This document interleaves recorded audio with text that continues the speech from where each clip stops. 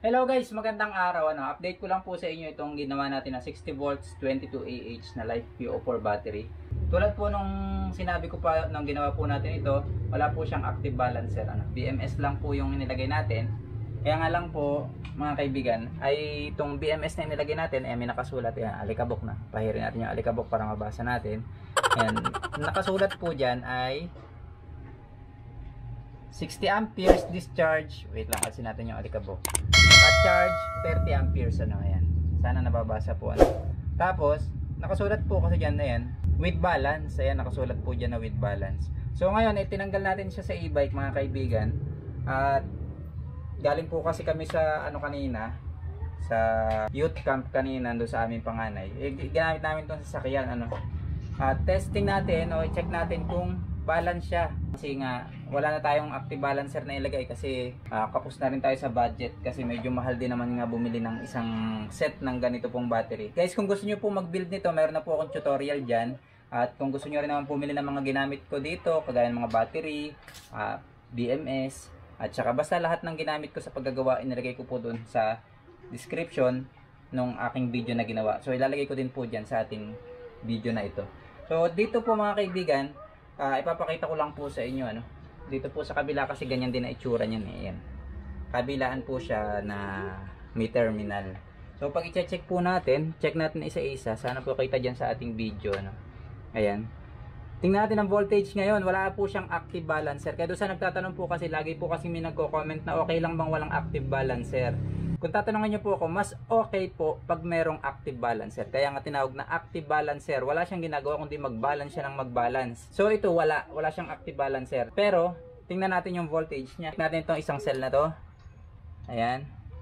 3.33.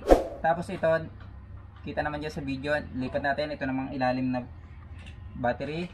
3.33 din.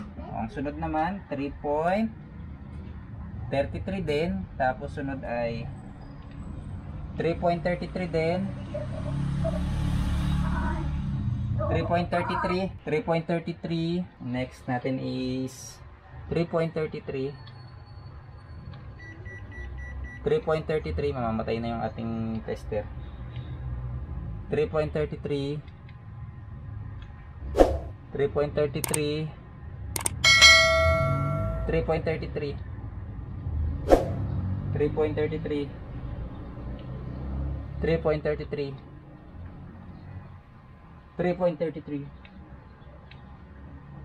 Alin yung pabudod pong nagkakamali na ako. 3.33 dito sa taas. 3.33. Dami niya 20 kasi dyan Kaya matagal tayo. 3.33. 3.33. 3.33. Ang kadulo-dulo. 3.33. So ayan mga kaibigan, wala po siyang active balancer, pero balance po siya. Kaya doon sa nagtatanong kung pwede nang walang active balancer, pwede. Pero mas okay pa din yung meron. Kasi syempre baka hindi natin alam. Ito kasi kanina pa natin napatay yung e-bike, so baka nag-balance na siya. Nagbabalance siya, syempre mas mabagal siya compare sa may active balancer. Kaya kung mag-build po kayo nito at marami naman po kayong budget, lagay nyo na rin po ng active balancer para mas maganda.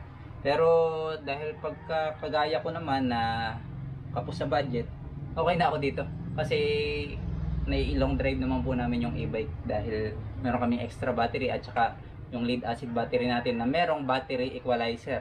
Yun naman ng battery equalizer, kung gusto nyo pong matutong magkabit, may tutorial na rin po ako noon. Tapos sa isang araw, sa next vlog, i-update ko po kayo tungkol doon po sa ating battery equalizer sa mga gusto po magkabit ng ating battery equalizer. So in-update ko lang kayo dito sa ating LiFePO4 dahil may mga nagko-comment po kung okay pa rin daw at kung may pinaltan na akong battery simula po nung ginawa.